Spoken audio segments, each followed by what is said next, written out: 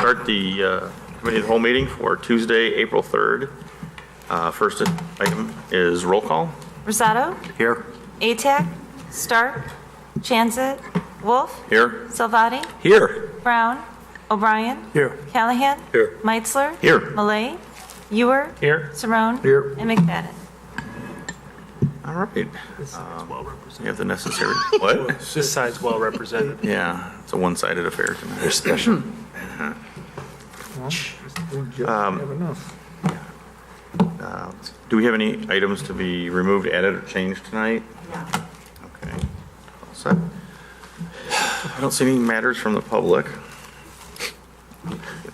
Move past that, right to number 4, which is Resolution 1834-R, authorizing execution of a task order number 2 with G4S Secure Integration LLC to construct a 192-count fiber connection from Eola Road, north of I-88, to Cyrus One Data Center for amount not to exceed $82,000.84. You going to take this, Gary, since I will, since Ron's not here. here? Did he get the 7 o'clock memo? I don't know. You did. Apparently I did, but I walked in at 6:59, so We said we'd give him 2 minutes and then we're going to start. it's okay. I know the big picture. So it's been over a year now since we were here with you. The last time we did a contract was directional boring and fiber work going down Eola Road. We had made that second connection out of the east side of Fermi. And then we left short and told you that we'd come back one day for this final connection to the data center, because at that time, you guys had authorized a non-disclosure agreement. We were working out terms with connection to the data center. So this is the 3 pieces that remain to get us to that data center, and Rahat did a good job of laying them out in his memo. Part 1 actually is the potential to work with another utility. If we go with the joint trench, our cost, we could actually save about $20,000, and that utility still to this day hasn't made up their mind. One of our thoughts is, and we're going to pursue back with them, if they know that we're serious about moving forward, they may have the same attitude that we do, and that they may want to go forward at that point in time. So that's part 1. So it's either that part is either $25,000 or $46,000. Part 2 is use of the tollway's already existing conduits, and that's a separate agreement that we'll talk about tonight. And then part 3 would be entirely on our own to make that final connection to the data center under the road down there and gets to the building. The map is shown, Rahat has it. So this is budgeted work. We are recommending basically Resolution 18134.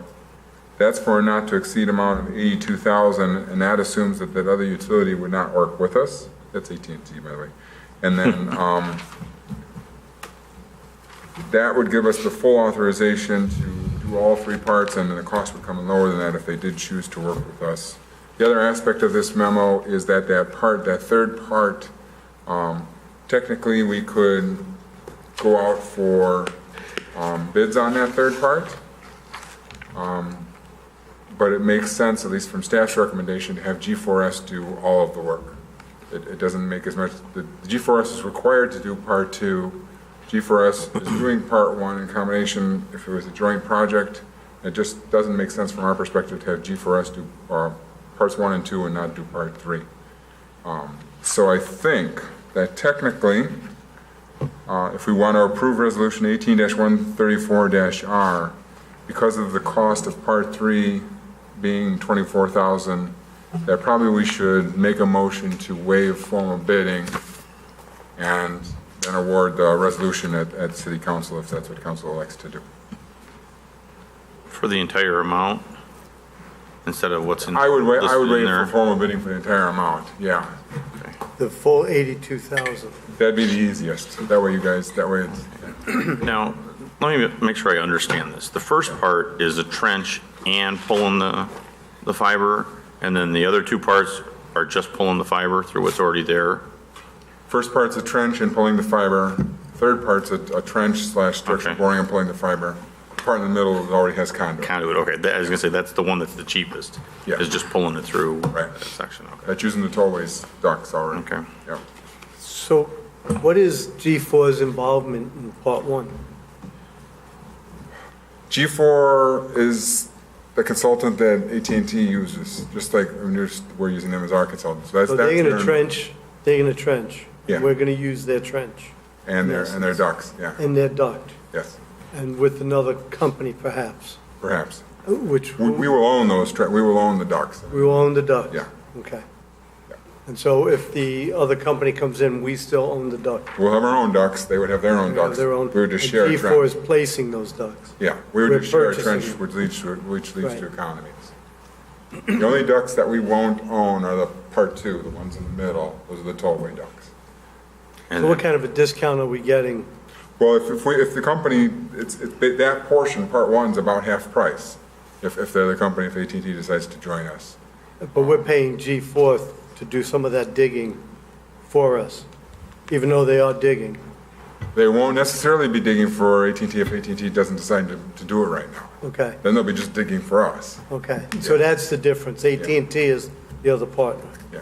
Okay, If they chose to go jointly with us, then they'll pay for some of the costs, we would pay for some of the costs, and it seems to be the Right. most sense. But we don't know where they are in their business plan right now, and if they're ready to go forward with this, but they have said that it's on their books and they're ready to go forward, it's just a matter of, I don't know if they felt, I don't know, I think, again, our feeling is when we go back to them and say we're serious and we're actually moving forward, that may prompt them to move forward, because they can achieve cost savings too. Marty? What would preclude waiting until they were actually ready? Well, we want to get this work done ourselves, because we don't know when they'll be ready. This allows us to get the connection made, which services our own needs, to have the second connection down to the data center. And again, it's, in the big picture, 20,000 is not a huge cost, to wait for an unknown date. Gary? The ductwork that we're putting in, does that have any redundancy in it or any open dead We always spaces? So if we have to rerun it or run another one or We add, always run spares. we have more? Okay. Yeah. I know that most of the things we have, I know when we had the one out of the high school open up, there's like one used out of 10 or something. Well, I don't know, we always Right, have 10, right, how many but- spares? But we always run at There are least a couple spares. Okay. We always. There is another spot, okay. Yep. So we don't have to pay to dig another line. For that We just reason. run it. Yeah, or again, a duct gets hit by a backhoe. And now you at least have something else you can pull through real quick. so when we did the other work a few years back, we had some dark conduit, extra conduit already, correct? Going across We put- Fermi property, yeah. About, Well, Fermi, actually, those were now, so that one, a couple years back, were actually Fermi's conduits that we used as part of our arrangement with them. right. And so we put in about half a dozen or something like that, right? I can't remember the exact number. Running down Eola Road, we did. So let me ask you this then, if AT&T doesn't do it, we're getting a price from G4, and it wasn't a competitive price. No, that's why I would recommend, again, I would recommend Right. waiving formal bidding. We didn't go out like Pertano did the other sections for us going up Eola Right. Road. And G4S is required to do Part 2, because that's tollway. And tollway basically tells us if you want to go into these ducts that this is the contractor you're going to use. Part number 1 is essentially if AT&T joins with us, they're going to use G4S. They're going to use them. So Part 1 and Part 2 were kind of dictated to us. And I said, and we certainly could go out for bid on Part 3, but from staff's perspective, it seemed to make no sense to have 2 parts being done and then go out for a third part. And their price is pretty reasonable. They're competitive with what we've seen, yes. So,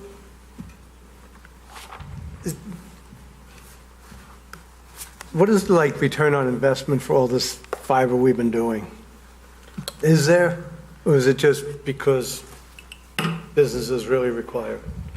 Well, the return on investment, you won't have to answer that question in like the first data center that shows up, or, the park district, or the city's fiber. I mean, it's one of those things where we are living in 2018, and we need to have data connections.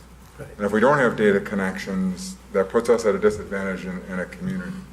We have, to be able to advertise, and we've already kind of been advertising to 2 or 3 prospective businesses that have come here about our redundant connections and how, in the summer of 2018, we'll have 2 redundant connections to the tollway and to the data center. Those are just things that we can put on Chris Haston's business attraction sheet that sets us apart. So I don't know that I can specifically say to you that in 3.5 years, the $80,000 will be recouped. Because again, the first data that center shows up, I'll tell you about 30 seconds later, your cost has been recouped. So, but in the meantime, we're using it for our own city needs, Park District needs it, school district uses it. We have private company that actually, we have space with, and they serve some private customers, so it is getting used. It's not that it's just sitting there doing nothing. That was exactly the point I was going to make. Yeah, I think the economic interest part of it is really going to be the payoff on it. And Yeah, it's not just, okay, we've got a business in there and they're using the service that's there, but they built a new building, they're consuming electricity, they're employing people. I mean, there's just so many Right. other things that go along with that. That's what I see the benefit of it is. 138 infrastructure and 2 connections to fiber are both big selling points. Elliot? I do have to, as I did in the prior, with as I did with the prior Cyrus One data center vote, I do have to abstain from voting, but I will agree 192 count fiber is a nice size cable. It's not the biggest, but it is Right. a nice size cable. Mark? Yeah, Michael, I was just going to say the same thing, that it's like when we're going and looking at different properties, when we have divisions and stuff that we're looking to open around the country, we're always looking for that availability close by because it makes a huge difference in cost. So, and I understand that fully, just, But it's that's, nice to have Gary say. yeah, it'll go from, You know. we pick one city over another if Right. there's a lack of it. And I think that's a good thing to be known, that we have that available. And it's not just big companies that look for that. It's just about every company now needs some type of internet connection that is above and beyond the basic levels that are out there. Just, I guess, from a guy that doesn't really know any better, but given that the fiber that we're laying down there, let's say we do have a data center that comes in and needs that bandwidth, do you feel that what we have is sufficient for, that what we're laying down is sufficient for what might come in? I think we were sufficiently future-proofing ourselves without being overly aggressive about it. Okay. And if we scored a large data center, that's why we have spares. We can always pull more Yeah. fiber if we need to. Okay. That'd be a great problem. That was my question. We'll Was, hook 'em up. if they come in and they want to put in a 200,000 square foot building out there and do that, by the time they get the building built, we can pull more fiber Yes. to meet their We needs need if they it. need something bigger. I would love to have that problem one day. And you're putting down like 1-inch conduit or 1.5 inch. They're larger, and that'd be a question Rahad could answer with the engineers. They're larger than that. I mean, a fiber I cable. thought they should be. That's what I thought I read, that it was 1 inch or 1.5 Yeah, inch. I don't, sorry, Mike, I don't That's know all the right. answer. Yeah. So Gary, looking at the contract too, they're saying that they're going to do all the work on normal working hours. Yet in their bid, they're also saying that, it's going to be a lump sum. They have costs for overtime. And now you're starting to get into some of the details I may not know, unless they have time and material, like quantify the cost of overtime in case that's needed. Right, I mean, I understand it, but it's just a couple of things. It says that it's a lump Lump sum. sum. And it's all just normal working hours. I mean, scope 2 is nighttime because they have to do some shutdown. That's totally, And so there's overtime in for that. yeah. So I just, don't mean to put you on the spot because No, but I can find out. I mean. So if you try- could, Explain So that. I think it's important to go forward, but, just get some of that kind of cleared up, Yep. It is listed in here in the scope of work that it's boring 1.25 inches Right. with I knew it was like- 1,040 linear feet. So I don't know if that's just one. I mean, it takes an awful lot of fiber. 1.25 inches takes a lot of fiber. I mean, that's probably not a bad analogy right there. I mean, a fiber cable, and I'm just trying to, Yeah, the fiber cable is probably a 1/2 inch diameter. Not And even, yeah, and maybe the not duct- even. not even, Yeah. probably a quarter. So that, I mean, that is. long haul direct pull is probably a 1/2 inch.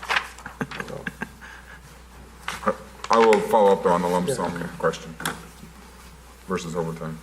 Okay, does anybody else have any questions? Would you care to make a motion, Mike? Yeah, I'll make a motion that we recommend city council passage.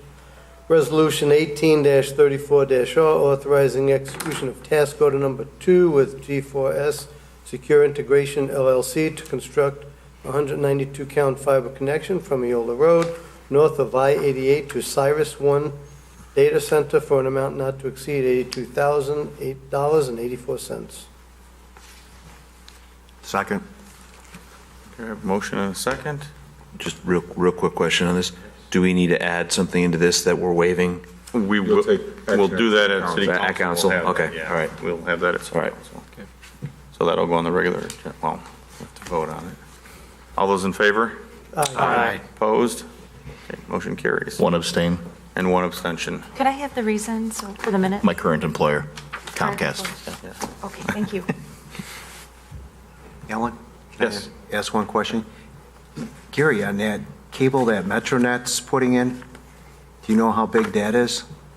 Physically, no, I don't. I know that the unit, Cables look very... the blue and the orange ones, Yeah. did you see, those are the ducts. Those are the unit ducts. So that's what, they'll actually put the fiber through the ducts. All right, The ducts come out on trailers with big reels. okay. Yeah, and they've got two, at least in Oswego, they ran an orange one and a blue one, and that designates their different parts of their system. Okay.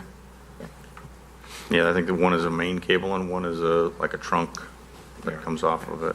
Yeah, they just seem awfully large. They are, that's their So duct. that way, if they have to pull another one through it, they can run another one through it. All right. Okay. Let's move on to item number 5, which is Resolution 18-37-R, authorizing execution of agreement for indefeasible right of use of duct with Illinois State Toll Highway Authority. And this is the section in the middle. This is the Part 2 section. So this agreement would be valid for 20 years with the toll authority.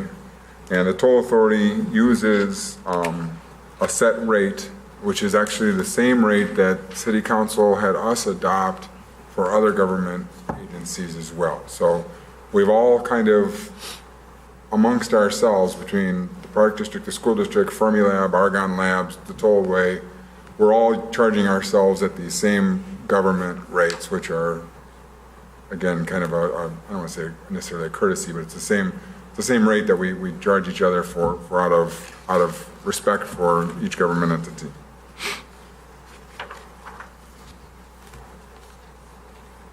Does anybody have any questions on this? We've done this before. So what happens after 20 years? Since we're paying $460 for 20 Right. years, what happens at year 21?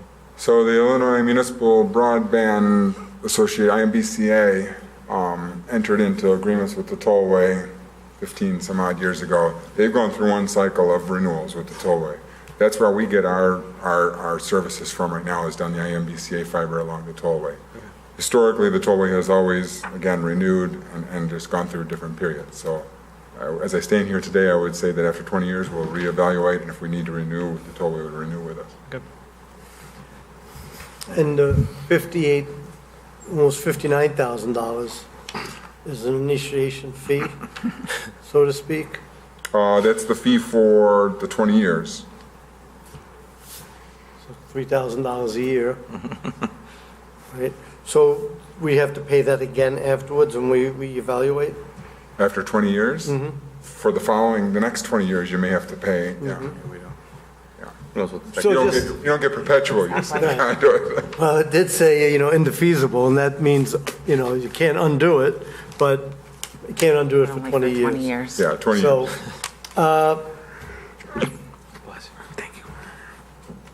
if, just throwing something at you, what if we did it ourselves? What would that cost? And we'd own it forever. Yeah, but then you're in the tollway won't allow you to. It's kind of like We the only have an railroads. easement. The railroads own their property, and you can't just go Okay. putting something in there. Marty? Yeah, I just, quick question on some of the pages. It says it's the agreement between the tollway and the city of Batavia, and several other pages are the tollway and the county of DuPage. Is that I turn that. just template stuff? It's a template, Okay. it's a template stuff. Because I didn't know if it was something that we had to do differently with the county too, with DuPage. I can defer to him. No, it was copied from a county agreement that county had with the tollway, so I should do a find and replace. We'll do that. Got it. Sorry. Clean one for city council. Any other questions? Make a motion, we recommend the city council passage of resolution 18-37-R authorizing execution of agreement for indefeasible right of use of duct with Illinois State Toll Highway Authority. Second. We have a motion and a second. All those in favor? Aye. Opposed? One abstain. One abstention. Okay. Same reason. All right, then we'll move on to item number 6, which is resolution 18-38-R, approving task order number 7 with Power System Engineering to perform 34 kV and 12 kV model update, I'll have Rod come up here and start to Okay. explain those. I know that one too, but I'll, flow assessment, contingency assessment, and arc No, flash we're assessment standing. for the amount not to exceed $88,700. Rod.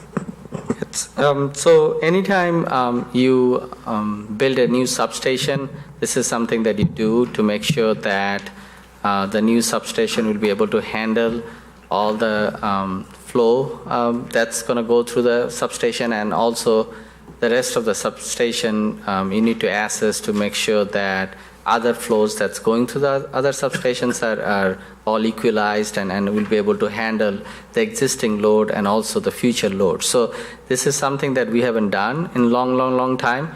So this study is going to do that. In addition to that, anytime you are opening up a substation cabinet or anything like that, you need to know what the voltage you are dealing with so that you can wear protective equipments. In addition, when the new customers comes in, any industrial, commercial, they also want to know that so that their contractors can also wear the proper protective clothings. So this will encompass everything that we have, the 34 kV and 12 kV system, and it will assess all those flow assessment and arc flash and all those things. So it started with only the new substation, but then we thought it's something that hasn't been done for 10 years or so. We should probably get it done as part of the new substation that we are going to be building. And so we seek a proposal from Power System that is designing the substation, and they provided us a proposal, and it's in front of you. Any questions? Just a quick, I know you had said on this that it was included, the cost of the project was budgeted under the account number 2161-6435 as part of the Paramount Substation Phase 1 rebuild. But since that scope has gotten larger, does that budget still cover it? Yes, Okay. yes. It was contemplated that we'll do it for the whole system. I think this is a good thing. I mean, we're meeting an OSHA requirement that just got put out there. With a risk assessment, a contingency, giving us a contingency plan if something were to happen with an arc flash. So I think this is a good thing. It's keeping people working for us safe.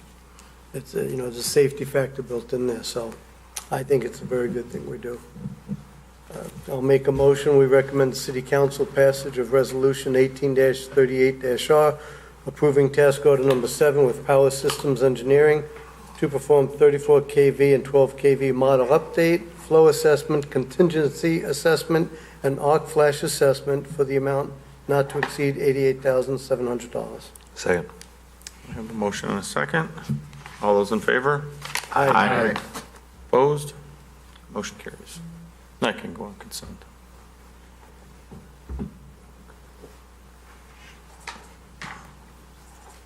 Okay. Thank you. And then that will bring us to number 7, which is Resolution 18-39-R, authorizing Dynamic Ratings Incorporated to perform monitoring equipment upgrade and replacement at Batavia substations for an amount not to exceed $147,492. Okay, so this is a monitoring system that gets attached to our substations, As the write-up says, all our substations that's built since 2005 has that, substation, new transformers that's got put in after 2005 has this monitoring system attached to it.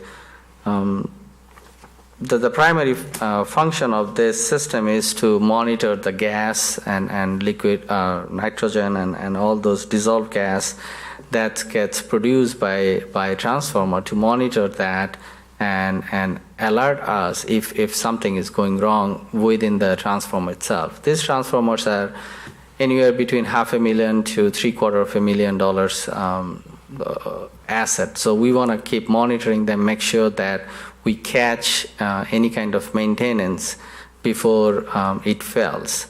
So we have these things in some of the transformers, but lately they have not been functioning well. So we have looked into repairing those. However, the manufacturer, the dynamic ratings, they are not supporting those anymore, and they also are Java-based, so they have some security flaws the way they were built. So we looked into repairing them, but it's not an option anymore. So those most of those transformers at this point, we are not even getting any alert if something is going wrong. So you can see we actually asked Dynamic Ratings in December that if we are not able to repair them, what should we do? And they said, you need to replace them. And one of the most expensive item is that Callisto, which actually is kind of like a walking laboratory, if you want to say, that's analyzing the gas being produced at those transformers. That's the most expensive item in this.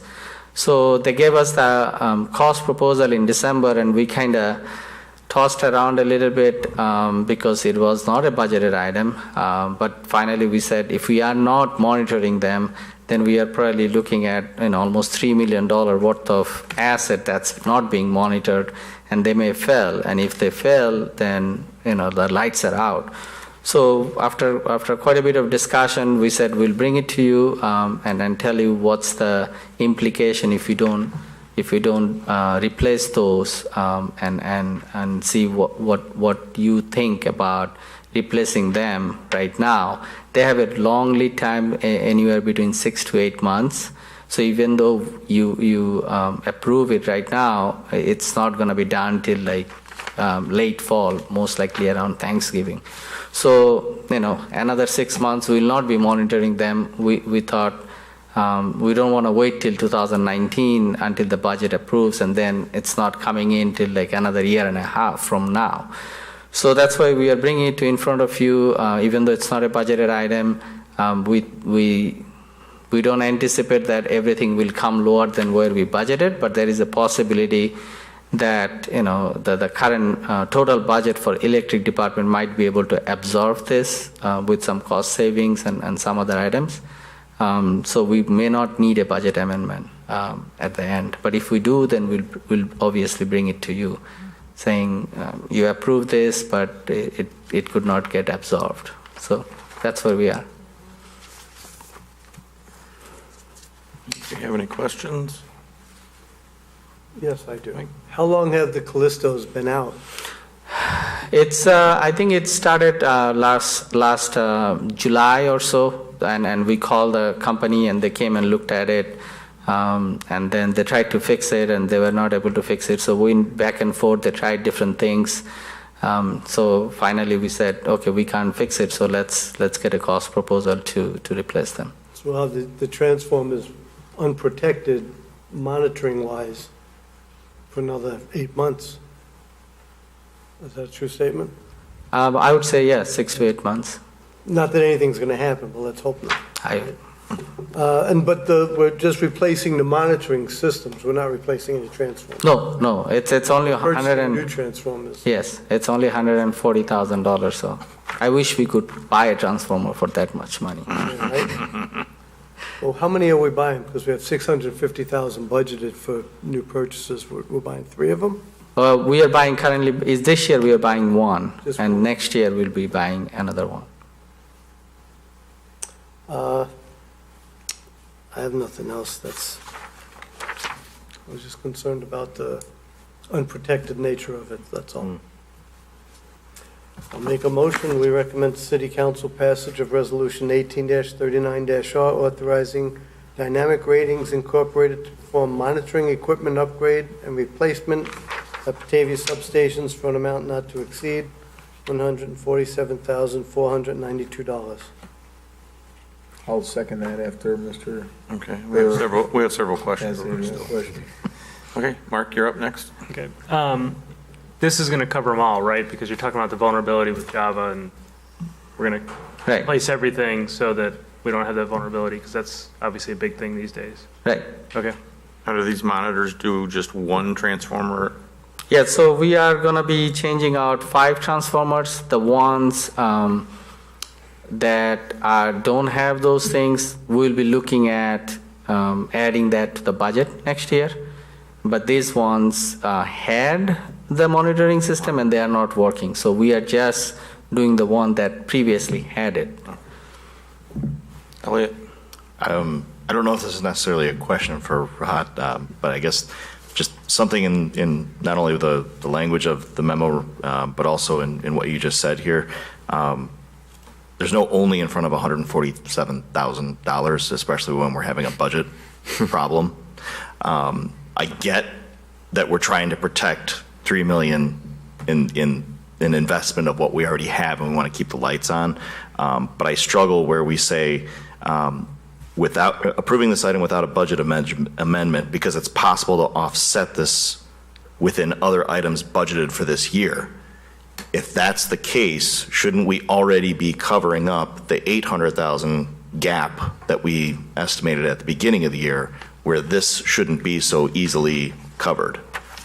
General fund versus utility. Right.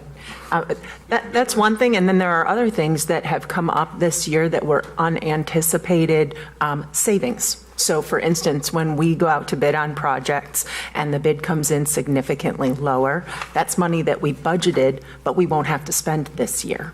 Tricom was one area where, because of the amount of reserves that they have that they're giving back to the communities that participate in that our fee was significantly lowered. So that's another area where we have a savings where overall budgets could come out better than expected. And I totally appreciate the savings that we've seen meeting after meeting that staff has been able to come up with on some of these projects. Coming in $5,000 under, $10,000 under, in some cases larger, has been great to see. And we certainly need it this year of all years. Like I said, I don't think this is a question for Rahat, but this is a comment on what I'm hearing, what I'm seeing that I think demands asking and putting out there. I just think there needs to be an understanding, though, this is an electric enterprise budget fund issue. It has nothing to do with the $800,000 transfer issue. And when, if I can say, I mean, Paramount substation has been a problem child for us for a long time. And every year we spend some money. So hopefully, it's not going to be that problem. That's why we are saying don't do a budget amendment yet. If we don't see all those problems, some anticipated problem that we see every year, then we will not be spending the money. Our job is to make sure that we are coming under budget and not spending the money more than what we budgeted. So we'll work towards that and try to save this much money so that we don't have to come for a budget amendment. To Elliot's point, and I didn't want to bring this up, but I guess I will. Our earlier discussion about Cyrus 1. Okay, we have budgeted $295,000 for the fiber optic. It's going to cost us $160,000 or $140,000 combined, I believe. Okay, so that's twice as much as what's being spent. So the rest will just go back into the fund. But why are we so high when we sit here and try to deal with the budget, and I understand, I get. But that's not the only fiber project Yes. this year. There'll be other fiber-related work that needs to get done. Okay, I didn't see that, though. It's So- not part of this, go ahead. So the line item has the Cyrus 1 and other fiber projects included. It was like lumped together in Right. one item. So we'll be spending some of the rest of the money that you think that it's saving. But again, our goal is to make sure that, we are, like one of the items that I missed is that we are working with our consultants to make sure that if there is a saving somewhere, we are saving. It's like AT&T, I should not be saying, but another utility company is trying to go into the same duct where we are putting our duct. So there is an apparent saving of $21,000 and some odd money that we will be waiting till we get a yes or no from them saying, yeah, we are going or not going. So we'll look for those opportunities so that this can be absorbed within the budget itself. Okay. And I apologize that I walked in late. I thought the meeting is at 7:30. You're in trouble now. All of our COW meetings are now at My 7. my daughter turned 8 today, so I had to go back after the office to home, get her a cake, and then come back. So All right, call the question. All right. All those in favor? Aye. Opposed? No. We'll go on the regular agenda. One against. All right, let's move on to project status. thank you. Thank you, Rahat. Thanks, Rahat. 126 Mallory has been sold to an individual who is interested in converting that to a museum. He has a very large collection of antique signs and a couple of antique cars that he hopes to display in there. That will require that property to be rezoned, and so that will be going before the Plan Commission. A recently built spec building in Batavia has a prospective tenant, and so today we met with both the building owner, the prospective tenant, the architect, to talk about their plans for how they'll do the build out there. But it was a nice meeting where I think things are going well with this person who built the spec building, where they intimated to us that they would be interested in building more of those type of buildings here in Batavia. So it was a very productive meeting. Also on the 1 Washington Place, staff met internally to talk about parking geometry issues today. Also the State Street, where parking spaces will be on the future State Street, because that will need to be reconstructed at after the public parking garage is built. And then also the developer is requesting that the parking garage be conditioned so that it can be heated in the winter time.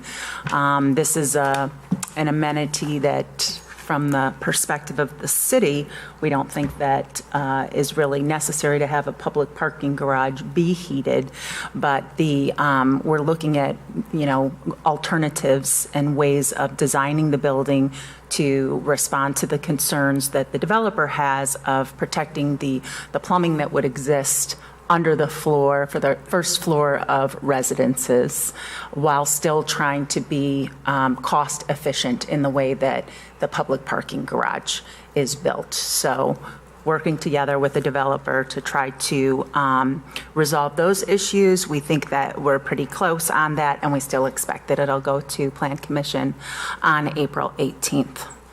I also wanted to clarify something that was brought up yesterday about the brush pickup beginning in April. It actually begins in May, just in case somebody might have got the wrong impression from yesterday's discussion. And then also with regard to the community survey, there was some question yesterday when I brought that up at City Council that sending it out, communicating the link to that survey in social media might, someone might fill out a response to the survey who wasn't actually a resident of Batavia. We do plan on making the last question identifying which area of the city that you live in. We do, we're going to make that question a mandatory answer question in order to respond to the survey, but I wonder if that's enough to alleviate your concerns about the potential for non-residents of Batavia to respond to the questionnaire. I thought Nick had raised adding an additional option to identify that they were outside the city limits of Batavia. So if that's the case, that we're adding the extra option, then I think I'm okay with it, but So do you want two questions? One, No. identify, just, okay. adding an extra option to the Extra same option. question. So Four A, B, C, quadrants. D, E, None of Right. the above. or None of the above, yeah. none of the above, right? I live outside, but they admit it.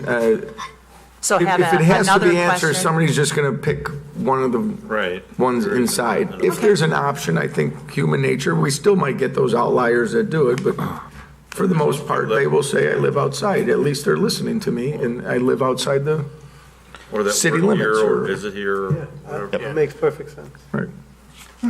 Gives them an out, and Well, if we have 38,000 responses, then I think we might have an issue. with nobody living outside. Quick question for you. Yes. Going back to the discussion about a parking garage. So just, if I can Yes. get this straight for me. So the developer has a concern over the structure that he designed for the heating and plumbing, or the plumbing systems on the first floor, because there's not anything there that was in the design to protect that? Does that make, am I, in the architecture of this and the blueprints of this, it wasn't designed so that plumbing on the first floor is adequately protected? Well, he thinks it's adequately protected if it would be heated and conditioned.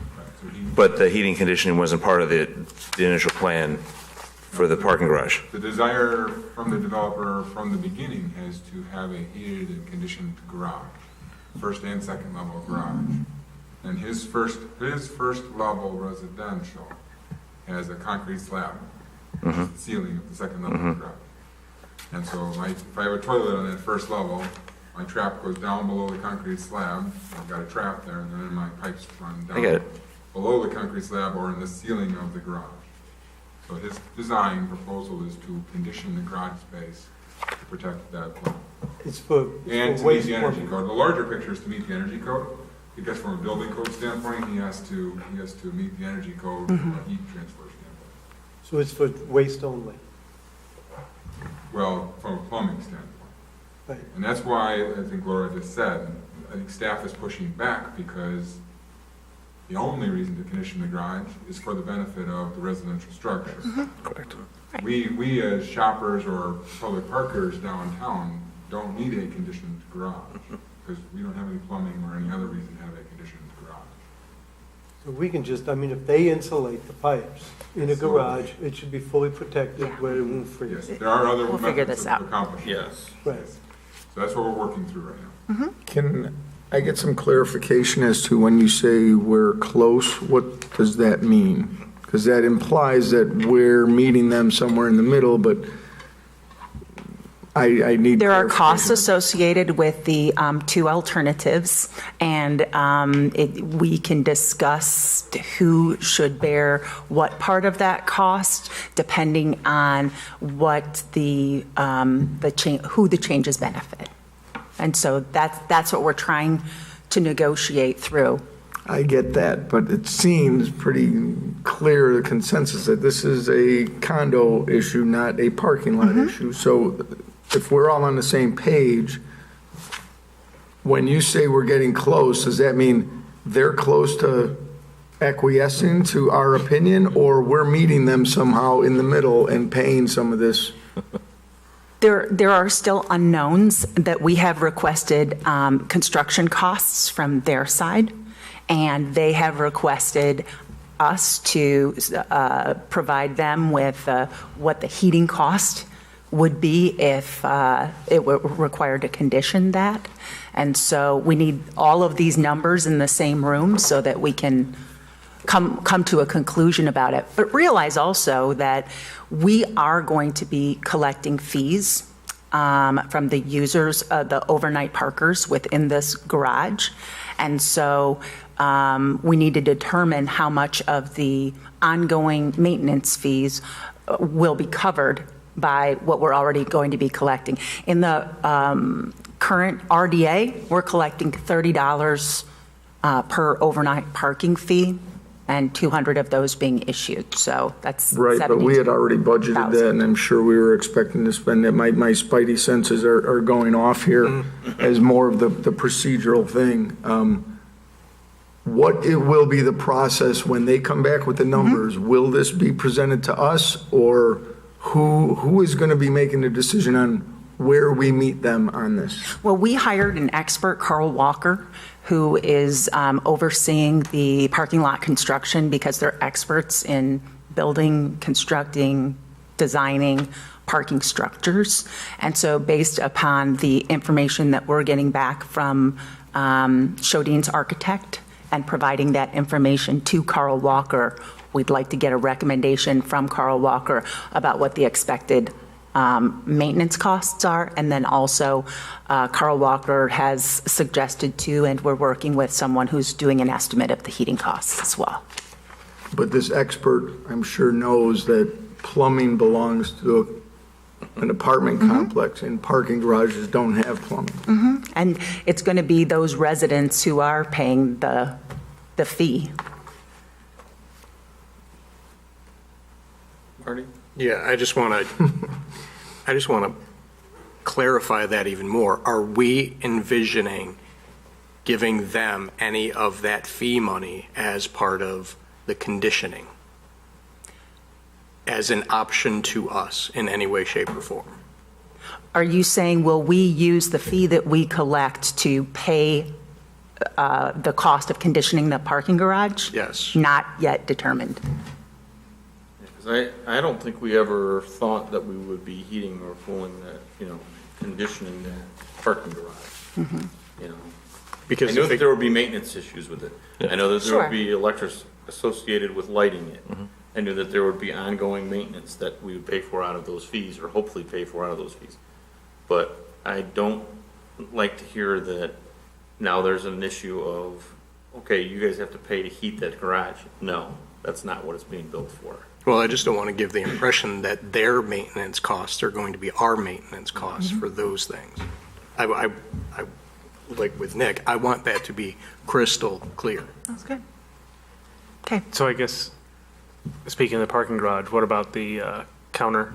Did they ever, that was in the news about there being a, counting the number of free spaces? Yes, we've contacted Carl Walker and asked for them to suggest a system. Some of the feedback that we got was those counters that show an actual number have, a relative margin of error. Like, do they actually count a motorcycle coming in and out? And so I think Gary, the direction that he provided to Carl Walker, I think was good, to look for a system that is a green light for there are a certain number of spaces available, a yellow light for there are a few spaces available, and red when there are no apparent free spaces. So we're looking into the cost of that system. Just to step back one more, just to clarify this, the procedure of this, when all those informations, how is this going to play out? There's I'll be bringing it back negotiating to you going, and let you bring it know. back, okay. Awesome. Absolutely. Thank you. Absolutely. Okay. Does anybody else have anything else on project status? Any other questions? Your Honor?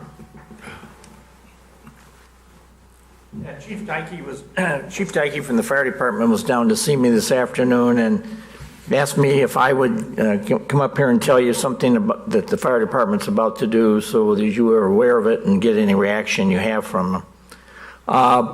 About 6 weeks ago, the fire department and myself were contacted by the Batavia Shriners. And the Batavia Shriners are the owner of a 1927 Peter Persh fire engine that the city of Batavia bought in that year for $6,000 to put the first truck that had a water pump into the city of Batavia. and it's open cab. It's kind of a small truck, it's not very big. And it was used in the city of Batavia from 1926 till 1950. And in 1950, it was taken down to the city of Aurora for a drill that they were hosting about seeing how far if they could pump water from one side of the Fox River to the other side. And Batavia got into the pumping line with this truck, and it only had a 500 gallon per minute pump on it. And some of the other trucks that were in line had a 1,000 gallon per minute pump. And one thing led to another. There was a joke in the council. We used to have an alderman that was on the fire department that supposedly was pumping this truck this day. Anyway, the long and story short of it was they blew the engine and the pump single-handedly in this day because they were pumping way more water at a higher pressure than they had capabilities of doing. So the truck basically, they blew the engine and the pump in it. So the city at that point in time made a decision that they were going to buy a new truck, which we did. And so as a result, they had this truck sitting at the fire station.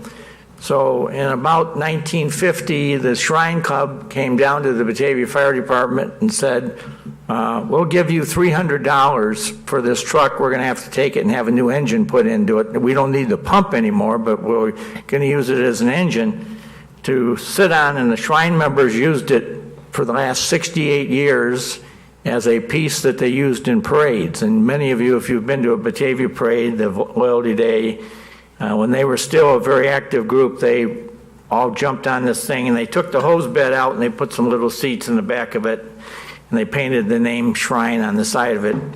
Well, as things have emerged in the Shrine Club anymore, they don't have anybody that even wants to drive it. It's an old stick shift truck with a 4-speed and the whole bit. So they called us and said, would the City of Batavia Fire Department like to have this truck back? We've just had another new engine put into it, which we've paid for. And, it's 91 years of age now. And in a few years, it'll be a 100-year-old vehicle. And would you like to have it? So Chief Dykey and myself and some others from the fire department have gone out and looked at it. It sits out on Houston Street, just before Van Noordtreek, behind the Shrine Club, which is part of the Masons building out there. There's a garage behind it, and the truck is in that garage. It's been in there and so they went in, started it up, pulled it out, runs fine, and they would like to give it to the Batavia Fire Department just for something to have. Now, the interesting story, so they tell us, is that when the Shrines bought it from us for the $300, there were 5 Shriners that all threw in $50 a piece or something and bought this truck from the city. And of the 5 that are there, 3 of their families are still alive and well and prominent in Batavia. And they would like to offer up that they'll donate it back, and there'll be some funding provided so that we can have the one place on the truck where it says Shrine, it can be repainted to just say Batavia, like the Batavia Fire Department. And Chief Dykey says that he thinks it could be something they could use for like Windmill City Days or whatever, and they have an exhibit for the fire department, they could bring the truck down. He says they have a lot of people at those times come with small children and like to have the kids stand next to the truck. On this one, you could literally let them sit in the seat, and you could take pictures of them and stuff like that. It's just going to be a PR piece. They have room in the station to have it, but I said, well, before we accept some gift like this, that we should probably run it by the city council, see if anybody has any problems with it. The chief thinks it could be an interesting thing in 9 years that we could have a little celebration about it, because it'll be a 100-year-old vehicle, and I guess there's getting to be more and more of those now, but this one's got a new engine in it, and we're being offered it for nothing if we want to take it. And so, does anybody have any reaction to that? Just one question, because I always think about the trolley that we have that we can't use. This is usable? I mean, they could drive it from the station to down here and... Chief says he doesn't have that many guys anymore know how to drive a stick shift. He can probably recruit Alderman Wolf. He probably could drive. I can drive today. Yeah, I'll drive. Well, and we still have the what is it, the 47? 48 La France, that's down in the Aurora Fire Museum. And that's still drivable. Oh, absolutely. That's had a whole new engine, and Yeah. we also own a 1948 American La France, what they call a 700 series, which was in 1948 when Batavia bought it. We paid $18,000 for it, and it is really regarded now by collectors as one of the classic fire engine pieces because it was the first truck that came out that had what they call the cab forward. In other words, the cab was up front so the driver could see, and then the engine was behind it next to the pump. And there was a lot of commonalities of engineering design that made a lot of sense at that point in time. And so we had that truck and we used it from 1948. It came the day that Harry Truman was officially elected President of the United States. As you may remember your history, he got ascended to the presidency when Roosevelt died, but then he ran and got elected to the one term, and it was the day that he got elected was the day the truck arrived in Batavia in November of 48. And so it was here and it was in service with the Batavia Fire Department until 1994. So it probably served longer than 46 years. No fire truck in active service has ever served that long. And so then the guys just had it around the station, and a few years ago the Aurora Fire Museum, which is down on North Broadway, called and asked if they could have it because they have an interesting story about it. They had a very bad fire in 1967 in downtown Aurora, which is now where the casino is, in what they called the old cotton mill. It was right along the west bank of the Fox River down there. And it was on Easter Sunday of 67, and the fire got going so heavily and so quickly that Aurora had an identical truck to this one, and they pulled it up alongside the building and were using I believe the deluge gun on top of it, and an electric line that was connected to the building on fire burned off and fell onto the truck and electrified it, so they couldn't touch it. So it sat in the middle of the street next to this fully involved building, and sooner or later the fire truck blew up and burned up right in front of them. So if you go to the museum today, there's a huge diorama exhibit behind our truck that shows the Aurora truck fully involved in fire behind in this building. And the story with that is that on that day in 1967, the Batavia truck responded down to what is now the museum in downtown Aurora, and they responded to calls for Aurora because Aurora had everything they had busy at this other fire.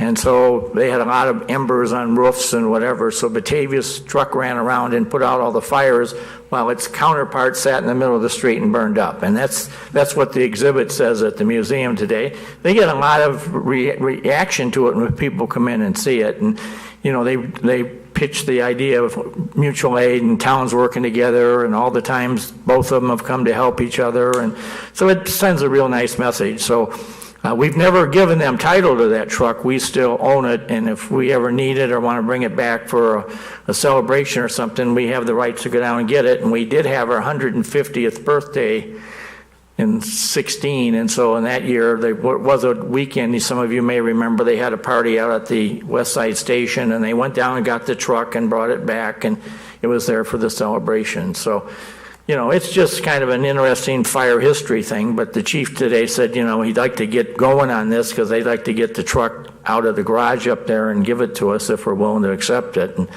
I guess the three families, it's all second or third generations that were part of this thing, are pretty sentimental about the idea that, their grandfathers or their fathers threw in $50 a piece to purchase this truck, and they just like to give it back to the city and keep it kind of going as part of the community history. So, anybody has any problems with it? No. Okay. One of these days when we get it, Chief says he'll probably want to get the shrine name painted off of it, and then he'll bring it down some night, kind of like we did last night with the helicopter, or the stroke vehicle, and show everybody what we got here. So it will be in one of the stations. He says it's so small it doesn't cause him a storage problem. Yeah. We might be able to get a plaque for it for the families that did save it. Absolutely. That's going to be one of the things we're going to do, is put the names of and it's the Clarks and the Feases, and there's several very prominent Batavia families that were part of this thing. So that's the first engine that we had that had a pump on it. Had a pump in it. And then I think Holman's have the, like a, He had the second one. the second Right. truck. That came in They still 32. They still have that truck. Right, he still He's has. got it running, yeah. Yeah, they're all around. We haven't lost any of them, so. Now, if we could just find that 52 Ford. So, anyway, well, you want to buy it if you can find a 52 Ford? That's a great looking truck. Yeah, well, it's been taken apart and put back together several times, so. All right, thank you. Thanks. Okay, does anybody else have any others? Marty? You had mentioned last night, or appointing the police and fire board, and I know we have coming up staff appointments in, May? right, that we usually get the backgrounds on that so that we're prepared in advance. And I think we've got a couple of the plan commission. Carryovers, yes. Yeah, that I think, at some point. What I've seen in previous years for the appointment of the directors was just a memo with a list of the names. Is there something more than that was ordinarily provided? No, we've always had that, and it was always did we want to discuss it more? And Okay. it's been one of those ones where every year it comes up, and it's, next year we'll do something about it. And there may not be anything, but it was usually, we had discussed formalizing the process on it for several years now, just to make sure that touch points that we're doing our role, which is consent and approval. Yeah, I would strongly support that idea. I mean, we'll get together, there's appointments on several different city bodies.